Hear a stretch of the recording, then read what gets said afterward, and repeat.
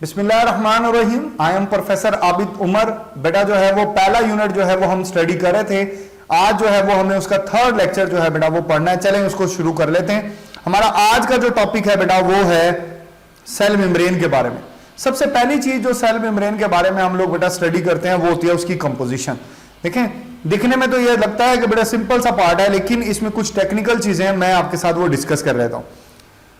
हम जानते हैं कि बेटा जो सेल मेम्ब्रेन है उसकी कंपोजिशन में बेसिकली तीन चीजें जो है वो शामिल होते हैं। सबसे पहली चीज जो सबसे ज्यादा क्वांटिटी में होती है वो है प्रोटीन्स। ठीक हो गया। दूसरी जो चीज है जो इसके अंदर बेटा क्वांटिटी वाइज पाई जाती है वो है लिपिड्स। ठीक हो गया। इसके बाद तीसरी जो चीज है वो होती तो ट्रेस में है, बहरहाल उसको स्टडी किया जाता है, वो है कार्बोहाइड्रेट्स। तीन बेसिक चीजें जो है बेटा सेल मेम्ब्रेन की कंपोजिशन में आ जाती है। ठीक हो गया। अच्छा, प्रोटीन्स के बारे में कहा जाता है कि बेटा ये जो है वो जो है बेटा जो टोटल इसकी क्वांटिटी होती है वो 60 to 80% होती है। ठीक हो गया। जबकि लिपिड्स की जो क्वांटिटी होती है वो 20 to 40% होती है। इसी तरह जो कार्बोहाइड्रेट्स होते हैं बेटा इनके बारे में कहा जाता है कि ये ट्रेस में। अब जब मैं कंपोजिशन की बात करता हूं तो मैं आपको बेटा साथ साथ ये भी बात बताता जाऊं कि ये जो लिपिड्स हैं ये बेसिकली तीन तरह के लिपिड्स जो हैं जो है वो प्लाज्मा मेम्ब्रेन के अंदर पाए जाते हैं। पहली जो सबसे ज्यादा क्वांटिटी होती है बेटा जो बेसिक पार्ट होता है वो है फास्फोलिपिड्स का। किनका है? फास्फोलिपिड्स का। ठीक हो गया। दूसरी जो चीज इसके अंदर पाई जाती है लिपिड्स में जो है बेटा वो यहां पर कोलेस्ट्रॉल भी होता है, कोलेस्ट्रॉल होगा। और तीसरी चीज जो लिपिड यहां पर पाया जाता है बेटा वो यहां पर होता है ग्लाइकोलिपिड्स। इसके बारे में भी बहुत सारे कॉन्सेप्चुअल पॉइंट्स हैं जो कि मैं आपको स्ट्रक्चर ऑफ प्लाज्मा मेम्ब्रेन के अंदर जो है वो डिस्क्राइब करूंगा। प्रोटीन भी जो है वो बेसिकली दो तरह की होती है, एक एक्सट्रिंसिक प्रोटीन होती है, एक इंट्रिंसिक प्रोटीन होती है। इसके बारे में भी मैं आपको स्ट्रक्चर में जब आपको एक्सप्लेन करूंगा उसके अंदर मैं आपको डिस्क्राइब कर देता हूं। चलें अगली बात की तरफ आते हैं हम। देखें, नेक्स्ट जो है बेटा वो है इसका स्ट्रक्चर। जब आप प्लाज्मा मेम्ब्रेन की स्ट्रक्चर के बारे में बात करते हैं तो इसके दो मॉडल्स हैं, दो कॉन्सेप्ट हैं। एक जो मॉडल है बेटा उसको आप जो बोलते हो यूनिट मेम्ब्रेन मॉडल, जो कि ये डायग्राम भी आपके सामने आपको दिखाई दे रही है। यूनिट मेम्ब्रेन जो मॉडल है ये आपको क्या डिस्क्राइब करता है? ये डिस्क्राइब करता है कि जनाब प्लाज्मा मेम्ब्रेन का एक सिमेट्रिकल स्ट्रक्चर होता है, इसकी तरतीब होती है, बकायदा इसकी अरेंजमेंट है। इसके अपर पार्ट के अंदर जो है बेटा वो प्रोटीन पाए जाते हैं, जैसे यहां पे लेबल्ड भी है, और सबसे लोएस्ट पार्ट के अंदर भी प्रोटीन ही होती है। ठीक है। आप जानते हो कि प्रोटीन जो है बेटा ये हाइड्रोफिलिक पार्ट है, ये वाटर सोलेबल पार्ट होता है। और ये जो दरमियान में आपको दिख रही है lipid bilayer, this is lipid bilayer, bilayer है। ठीक हो गया। लेकिन बेटा यहां पर हाइड्रोफिलिक और हाइड्रोफोबिक जोन जो है वो मेंशन है। देखें, ये वाला जो पार्ट है बेटा प्रोटीन वाला पार्ट और साथ ही फास्फोलिपिड का हेड, ये दोनों हाइड्रोफिलिक हैं। तो हाइड्रोफिलिक पार्ट यहां से शुरू होगा, यहां तक जाएगा।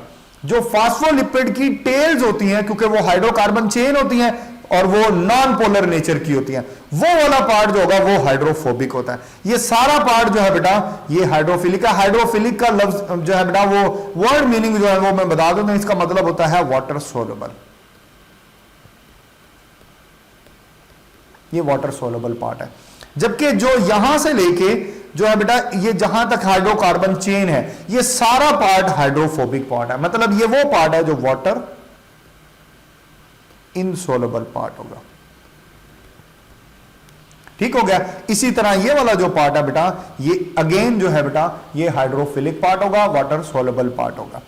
तो यूनिट मेम्ब्रेन मॉडल का स्ट्रक्चर कुछ इस तरीके से लाई करता है कि इसमें अरेंजमेंट है। इसको सैंडविच मॉडल भी कहा जाता है क्योंकि इसका स्ट्रक्चर लाइक अ सैंडविच है कि ऊपर और नीचे प्रोटीन और दरमियान में जो है वो केचप, जैम्स एंड जेलीज की तरह जो है वो यहां पर लिपिड के कॉन्टेंट्स जो है वो मौजूद होते हैं।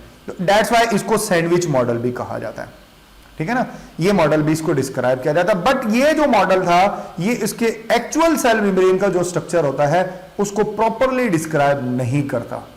क्यों? क्योंकि जब आप इलेक्ट्रॉन माइक्रोस्कोप के अंदर सेल मेम्ब्रेन को देखते हो तो वो तो इंटायरली डिफरेंट दिखाई देती है। वो तो ऐसी दिखाई नहीं देती, उसमें तो ऐसी अरेंजमेंट नहीं दिखाई देती, ऐसी सिमेट्री नजर नहीं आती। तो फिर एक नया मॉडल जो है बेटा वो डिस्क्राइब हुआ है जिसको फ्लूइड मोज़ेक मॉडल कहा जाता है। वो कौन सा मॉडल है? वो है फ्लूइड मोज़ेक मॉडल। देखें इसके वर्ड्स को अगर आप फोकस करें तो पहला ही वर्ड जो फ्लूइड का यूज हुआ है कि इसका मतलब है ये सॉलिड नहीं लिक्विड फॉर्म है। जब आप इसके फास्फोलिपिड, ये देखें ना येलो कलर में आपको फास्फोलिपिड हेड्स दिखाई दे रहे हैं, जब आप इनको देखें ना तो ये मूव कर रहे होते हैं। माइक्रोस्कोप में जब आप इनको ऑब्जर्व कर रहे हो तो इनमें मूवमेंट आपको महसूस होती है। और आप जानते हो कि मूवमेंट सॉलिड मॉलिक्यूल्स में नहीं होती क्योंकि उनके दरमियान में इंटरमॉलिक्यूलर स्पेसिस बहुत कम होती है। लिक्विड के अंदर क्योंकि इंटरमॉलिक्यूलर स्पेसिस होती हैं तो वही चीज जो है वो प्रॉपरली मूव कर सकती है। ये बात शायद आपने केमिस्ट्री में भी पढ़ी होगी।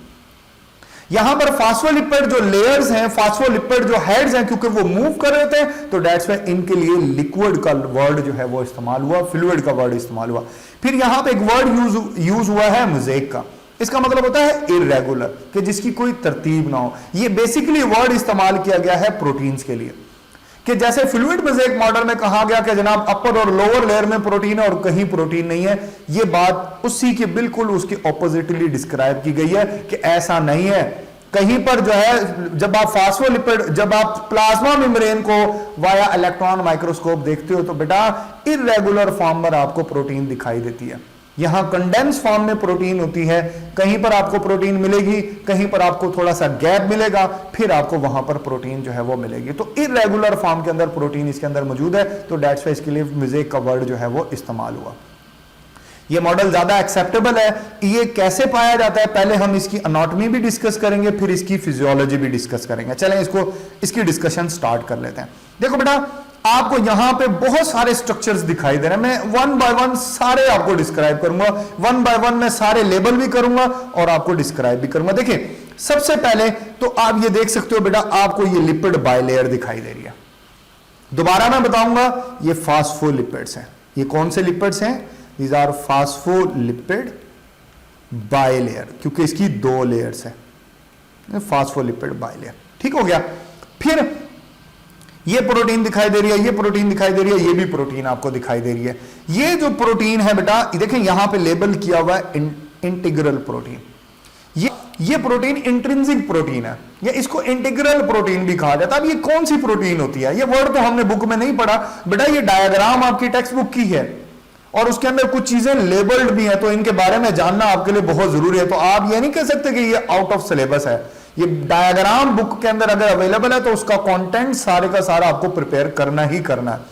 तो मैं बता दूं बेटा, ये जो ऐसी प्रोटीन जो कि फास्फोलिपिड बायलेयर के इन बिटवीन पाए जाते हैं, आप देखें ना ये भी इन बिटवीन है, ये भी इन बिटवीन है, ये भी इन बिटवीन है।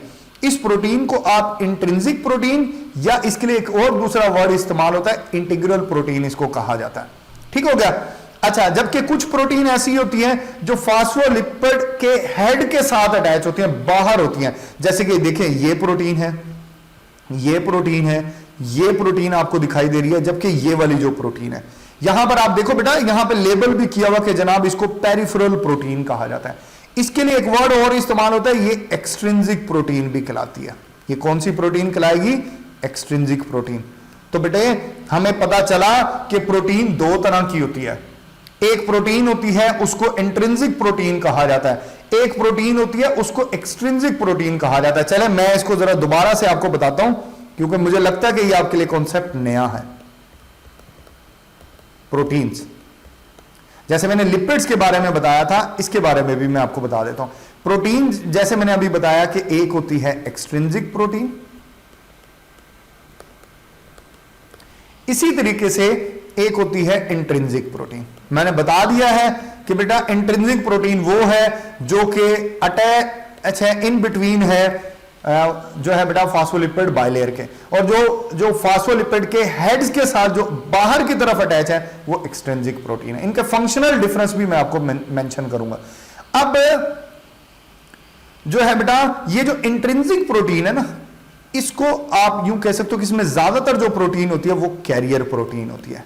कैरियर प्रोटीन का क्या काम होता है? कैरियर प्रोटीन का बेटा काम होता है कि ये ट्रांसपोर्टेशन को कंट्रोल करते हैं। बेसिकली प्रोटीन का वर्क ही यही है कि वो फास्फोलिपिड बायलेयर के अंदर गेट्स है, वो पैसेजेस को कंट्रोल करते हैं। वो जो चीजें साइटोप्लाज्म से बाहर जाना चाहती हैं या बाहर से साइटोप्लाज्म में एंट्रेंस चाहती हैं, वो इसी प्रोटीन से गुजरकर अंदर आ सकती हैं या अंदर से बाहर जा सकती हैं। ये बेसिकली कैरियर प्रोटीन का वर्ड इनके लिए इस्तेमाल होता है, लेकिन ये कैरियर प्रोटीन में भी आपको थोड़ा सा डिफरेंस आपको थोड़ा सा क्लियर होना चाहिए। ये कैरियर प्रोटीन भी चैनल और विदाउट चैनल भी होती हैं। चैनल प्रोटीन, ये बड़ी टेक्निकल बातें मैं आपको बता रहा हूं। चैनल प्रोटीन और नॉन चैनल प्रोटीन भी होती हैं। मैं अभी आपको डायग्राम में भी इसको थोड़ा सा दिखा देता हूं। देखें यहां पर जो आपको दिखाई दे रहा बेटा, ये देखें, इसके दरमियान में कोई रास्ता नहीं है। ये जो पाथवे है, ये पाथवे जो आपको दिखाई दे रहा है, ये चैनल कहलाता है। इसलिए इसके साथ आप देखो लेबल क्यों हुआ है, चैनल प्रोटीन, जबकि इसमें कोई चैनल नहीं है, कोई पाथवे नहीं है। तो ये जो कंडेंस फॉर्म के अंदर ये प्रोटीन है, ये एक सिंपल कैरियर प्रोटीन है, ये चैनल कैरियर प्रोटीन है, ठीक है ना। ये नॉन चैनल कैरियर प्रोटीन है। मेरा ख्याल है बात आपको समझ आ गई। ये जो चैनल प्रोटीन है ना बेटा, ये स्पेशली आयंस के लिए बनी होती है कि आयंस को अगर गुजरना है तो वो इस चैनल प्रोटीन से गुजरेंगे, कैरियर प्रोटीन से वो नहीं गुजर सकते। तो ये आयंस के लिए स्पेशलाइज होती है channel protein. It is also a carrier protein. ठीक हो गया, मेरा ख्याल है मेरी बात आपको समझ आ गई होगी। चलें उसके बाद मैं आगे प्रोसीड करता हूं। देखें मैं बात अब थोड़ी सी एक्सट्रिंसिक प्रोटीन के बारे में भी बात कर लेते हैं। बेटा ये जो एक्सट्रिंसिक प्रोटीन होती है, ये जो है ये ग्लाइकोप्रोटीन की फॉर्म में होती है, मोस्टली ग्लाइकोप्रोटीन की फॉर्म में, ठीक है ना। और ये सेल के बाहर पाई जाती है। अब पूछने वाला पूछेगा कि सर इसका भी तो कोई ना कोई फंक्शन होगा, ये भी तो सेल में कोई ना कोई काम करती होगी। तो बेटा मैं बता देता हूं ये क्या काम करती है। इसका फंक्शन बताने के लिए ना मैं एक वर्ड आपको बताता हूं। एक वर्ड यूज होता है ग्लाइकोकैलेक्स। ग्लाइकोकैलेक्स यूज होता है। ग्लाइकोकैलेक्स असल में मजमूई तौर पर ग्लाइकोलिपिड्स, जो लिपिड की थर्ड टाइप आपने पढ़ी थी ना, ग्लाइकोलिपिड्स और ग्लाइकोप्रोटीन, दोनों के लिए इस्तेमाल होता है। ठीक हो ना, ग्लाइकोलिपिड्स और ग्लाइकोप्रोटीन, ये दोनों के लिए जो मजमूई तौर पर ग्लाइकोकैलेक्स का वर्ड इस्तेमाल होता है। ठीक है ना, मैं आपको दिखा भी देता हूं। देखें ये जो है बेटा डायग्राम में आप देख सकते हैं, देखें बेटा ये मौजूद है, ये देखें ये ग्लाइकोप्रोटीन है और ये ग्लाइकोलिपिड्स है।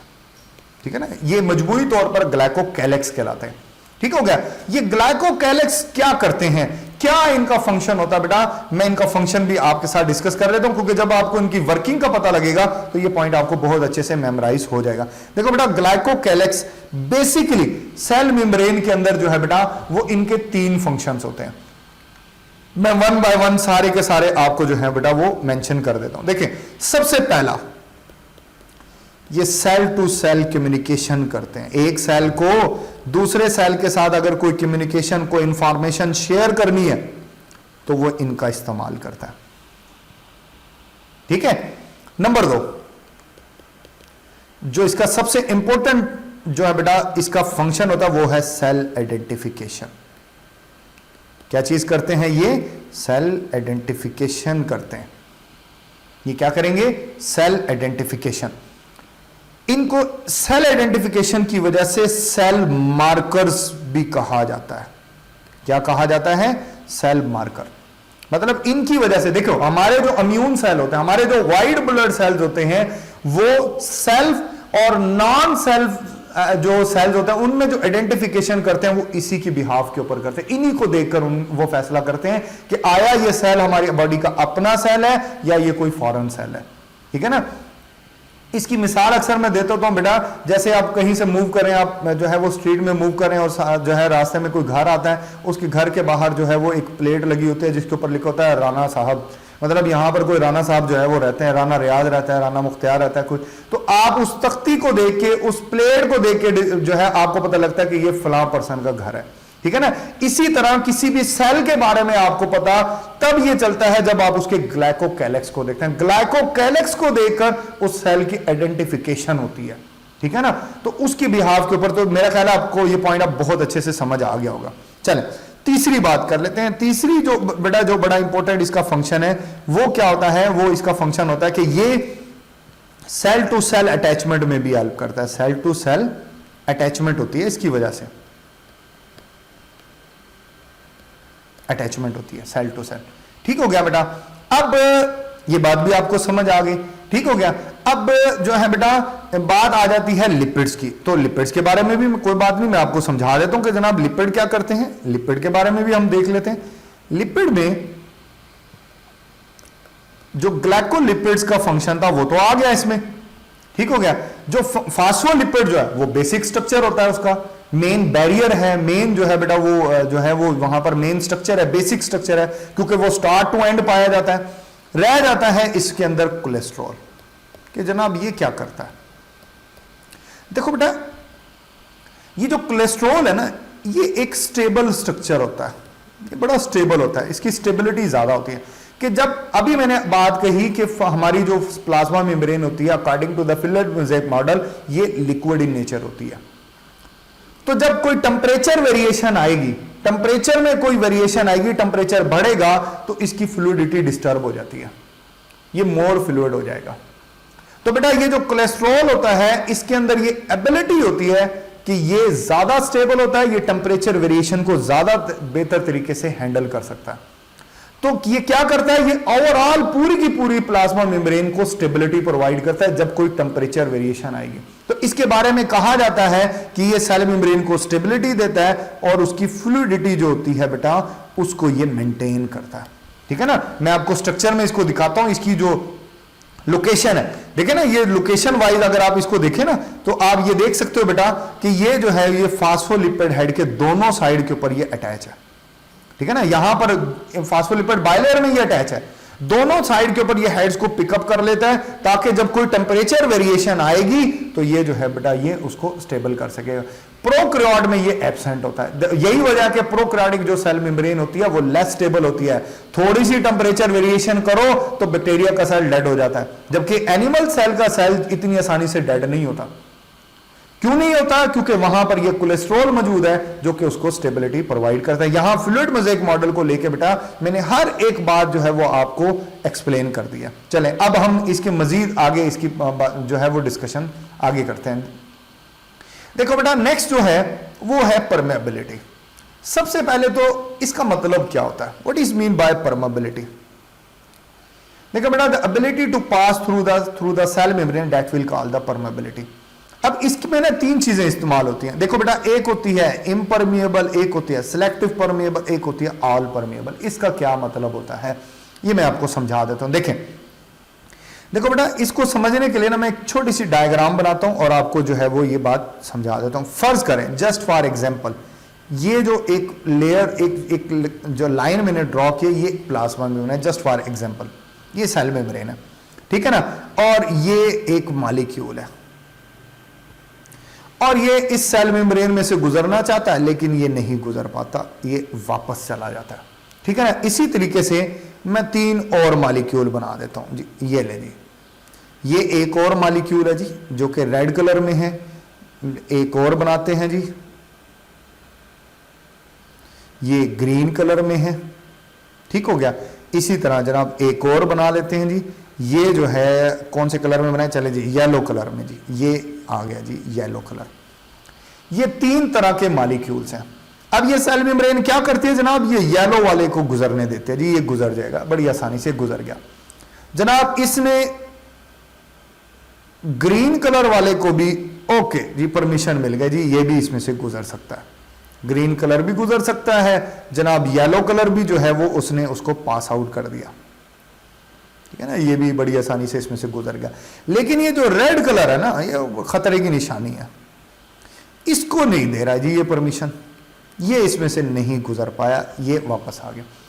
अगर कोई पार्टिकल नहीं गुजर पाता तो ये कहलाती है नॉन परमिएबल, मतलब इस पार्टिकल के लिए ये नॉन परमिएबल है। लेकिन अगर हम इन तीन पार्टिकल्स को देखें, दो को अलाउ कर दिया, एक को अलाउ नहीं किया, ये जो किसी मेम्ब्रेन की ये वाली जो प्रॉपर्टी होती है इसको कहते हैं सिलेक्टिव परमिएबल। कि मीन इसने सिलेक्टिव सब्सटेंस को अलाउ किया है कि वो इसमें से गुजर सकते हैं। मसलन जैसे मैंने अभी एग्जांपल में पुट किया कि रेड को अलाउ नहीं किया, ग्रीन और येलो को अलाउ कर दिया कि कुछ मॉलिक्यूल गुजर सकते हैं कुछ नहीं गुजरेंगे, इसमें भी सिलेक्शन क्राइटेरिया। और तीसरी जो है बेटा ये जनाब मैं रेड में ही बना देता हूं, ये जनाब ये तीन पार्टिकल हैं, तीनों को अलाउ कर दिया कि भाई गुजर जाओ, इनके लिए कोई ये अगर प्रॉपर्टी हो तो इसके लिए वर्ड इस्तेमाल होगा ऑल परमिएबल। कि जनाब सबको इजाजत है गुजर जाए, ये प्रॉपर्टी कहलाती है ऑल परमेबल। सेल वॉल जो होती है ना, ये ऑल परमेबल होती है, लेकिन जो सेल मेम्ब्रेन होती है बेटा, ये सिलेक्टिव परमेबल होती है। मैं आपको एक बात बताता जाऊं, बड़ी इंपॉर्टेंट बात है। ये तीन तरह की टर्म्स इस्तेमाल होती हैं। एक तो सिलेक्टिव परमेबल हो गई, एक टर्म होती है डिफरेंशियल परमेबल,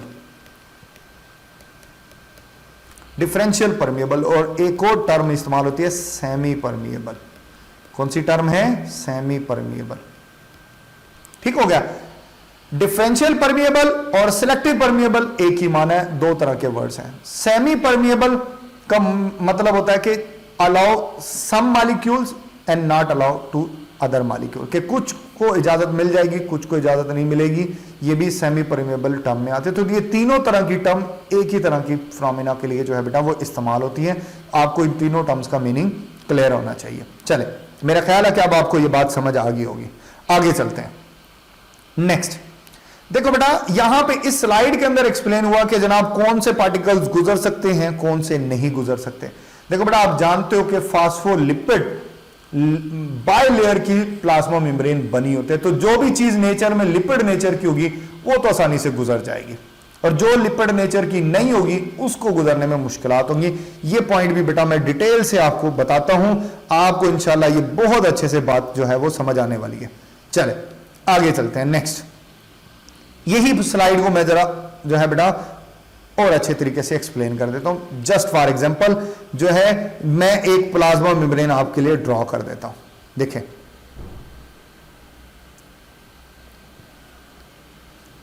पैसेज आपको समझ आ जाएगा। जस्ट फॉर एग्जांपल जनाब ये एक प्लाज्मा मेम्ब्रेन है, ठीक हो गया। और जनाब यहां पे मैंने एक प्रोटीन भी बना दी। मैंने कहा कि चैनल प्रोटीन कुछ इस तरीके से होती है, उसमें रास्ता होता है। अब आप देख सकते हो ये एक चैनल प्रोटीन है, ठीक हो गया। और अगेन जनाब फास्फोलिपिड बायलेयर, ठीक हो गया। फिर जनाब एक कैरियर प्रोटीन यहां पर आ जाती है, ये आ गई जी कैरियर प्रोटीन, ठीक हो गया। चल मैं जी कैरियर प्रोटीन को एक सा ही बना देता हूं। ये जनाब कैरियर प्रोटीन है, जस्ट फॉर एग्जांपल ये जी कैरियर प्रोटीन है, ठीक हो गया।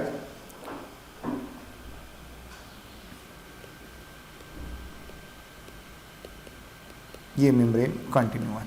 देखो बेटा, अब पैसेज डिस्कस करते हैं। सबसे पहले जो स्मॉल गैस मॉलिक्यूल होंगे, देखो नंबर 1 स्मॉल, प्रॉपर्टी बता रहा हूं। Number 2 unionised. नंबर 3 गैसेस, मसलन ऑक्सीजन से फॉर एग्जांपल कार्बन डाइऑक्साइड जो है बेटा, ये यहां से बड़ी ऐसा ग्रीन सिग्नल मिलेगा जी इनको, ये गुजर कर यहां आ सकती है, ठीक हो गया ना। इनका कोई इशू नहीं है। ये फास्फोलिपिड बायलेयर को क्रॉस करके सिंपल डिफ्यूजन से जनाब ये आ जाएंगे, ये आ गई, ठीक हो गया। जबकि जो लार्ज मॉलिक्यूल होगा, जो बेटा कौन सा होगा, लार्ज मॉलिक्यूल होगा, लार्ज होगा बस, बाकी यही दोनों प्रॉपर्टीज, सॉरी गैस तो नहीं, अनआयोनाइज्ड लार्ज मॉलिक्यूल, उसको अगर से ये है, उसको अगर क्रॉस करना है तो बेटा वो कैरियर प्रोटीन से क्रॉस करेगा,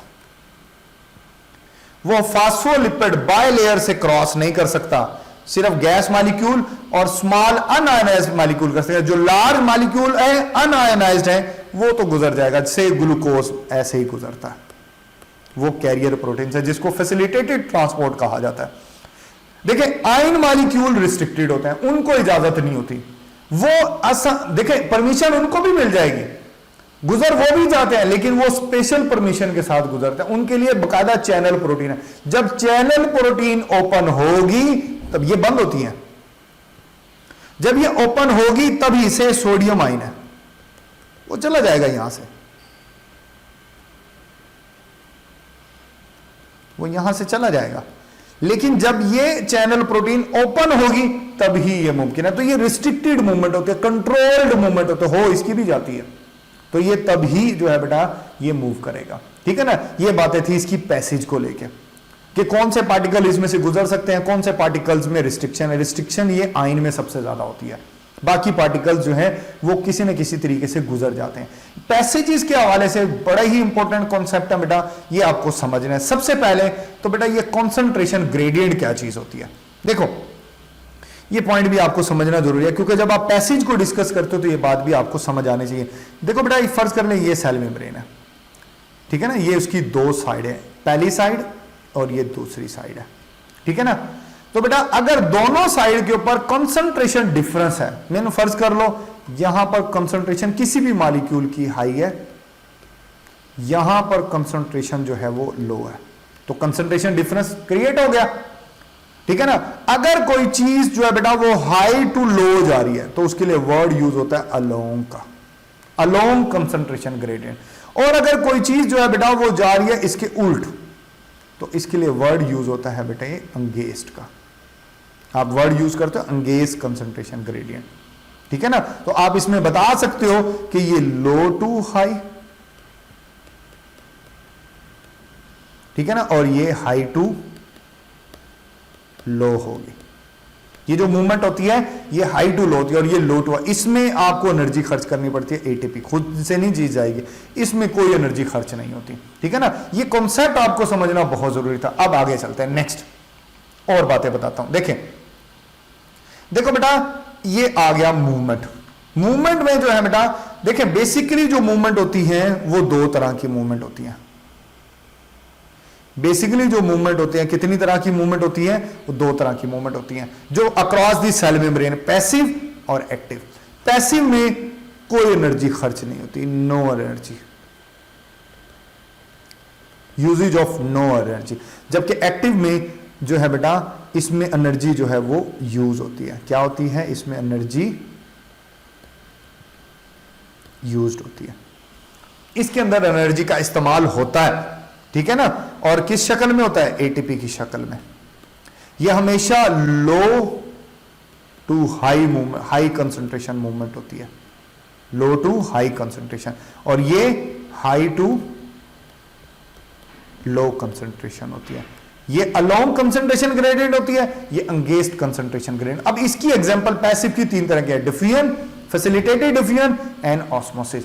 देखो बेटा डिफ्यूजन किन के लिए होगी, स्मॉल हो, अनआयोनाइज्ड हो, जो जैसे कि मैंने बताया था, और यूजुअली गैसियस मॉलिक्यूल इस तरीके से सिंपल डिफ्यूजन से मूव करते हैं।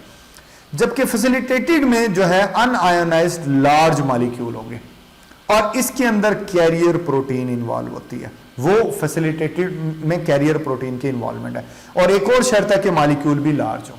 तो स्मॉल हुआ तो वो तो फास्फोलिपिड बाइलेयर से गुजर जाएगा, कैरियर प्रोटीन की जरूरत नहीं है, ठीक है ना। मेरा ख्याल है मेरी बात समझ आ गई होगी। इसके लिए मॉलिक्यूल स्मॉल होता है, इसके लिए लार्ज होता है, इसमें कैरियर प्रोटीन होती है, इसमें फास्फोलिपिड बाइलेयर होती है। और ये दोनों तरह की जो मूवमेंट होती है बेटा, ये दोनों तरह की जो मूवमेंट होती है, इसमें हम बात सैल्यूट की करते हैं कि जो मूवमेंट होती है वो सैल्यूट की मूवमेंट होता है। लेकिन जब हम ऑस्मोसिस की बात करते हैं तो इसमें बात होती है सॉल्वेंट की, कि अगर सॉल्वेंट मूव करे फ्रॉम हाई टू लो तो तब आप बात करोगे भाई ये ऑस्मोसिस मूवमेंट है, ये कोई डिफ्यूजन या फैसिलिटेटेड डिफ्यूजन नहीं है। ये तीनों तरह की मूवमेंट जो है इसमें कोई एनर्जी खर्च नहीं होती, हमेशा हाई टू लो की तरफ होती है, ठीक है ना। मेरी बातें समझ में। और सॉल्वेंट में मोस्टली जो है बेटा ये वाटर होता है, ठीक हो गया। अब बात कर लेते हैं जनाब एक्टिव ट्रांसपोर्ट की। इसमें एनर्जी खर्च होती है, मैंने बताया कि इसमें एनर्जी जो है वो in the form of ATP जो है वो बेटा वो एक्सपेंड होगी, और ये movement from low to high concentration होती है, ठीक हो गया, ये मूवमेंट होती है। फिर इसी तरह हम बात कर लेते हैं साइटोसिस की। देखो बेटा ये साइटोसिस है क्या, मैं बता देता हूं। देखें साइटोसिस क्या होती है, इस बात को आपको थोड़ा सा समझना पड़ेगा। देखो बेटा फर्ज कर लें, फर्स्ट जस्ट फॉर एग्जांपल आपको साइटोसिस के बारे में सही माना में आइडिया हो जाएगा। ये मूवमेंट होती है, ऐसी मूवमेंट जो मेम्ब्रेन इन्वेजिनेशन से। फर्ज कर लें ये एक फूड पार्टिकल है, ठीक हो गया, इसको ना सेल के अंदर जाना है, से ये सेल है, इसको सेल के अंदर जाना है, तो ये बेटा मेम्ब्रेन ऐसे इन्वेजिनेट करती है, ठीक है ना, मेम्ब्रेन ऐसे इन्वेजिनेट करेगी, मेम्ब्रेन ऐसे इन्वेजिनेट करेगी और ये पार्टिकल जो है बेटा वो यहां पर आ जाएगा। ठीक हो गया। और इसके बाद क्या होगा कि ये पार्टिकल जो है बेटा वो सेल के अंदर चला जाएगा। ये जनाब सेल के अंदर चला गया और ऐसे जनाब ये बन गया फूड वैक्यूल, फूड वैक्यूल बन गया। ठीक हो गया। ये जो मूवमेंट होते हैं इसको साइटोसिस मूवमेंट कहते हैं, जो कि मेम्ब्रेन इन्वेजिनेशन से, तो क्योंकि चीज अंदर गई है, अगर मॉलिक्यूल अंदर की तरफ मूव करे तो इसको एंडोसाइटोसिस कहते हैं। ठीक है। और अगर कोई चीज बाहर की तरफ जाए तो इसको एक्सोसाइटोसिस कहा जाता है, क्योंकि यह मूवमेंट बल्क में होती है, बड़ा मॉलिक्यूल होता है, ज्यादा क्वांटिटी में होता है, तो इसके लिए एनर्जी सर्व करना पड़ती है, एनर्जी खर्च होती है। ठीक है ना। अब इसी तरह जो ये जो एंडोसाइटोसिस है या एक्सोसाइटोसिस है, इसको दो और कैटेगरीज में डिवाइड किया जाता है, पिनोसाइटोसिस और इसको बेटे आप कहते हो phagocytosis. Pinocytosis and phagocytosis. Pinocytosis होती है बेटा स्पेशली ये लिक्विड के लिए होती है।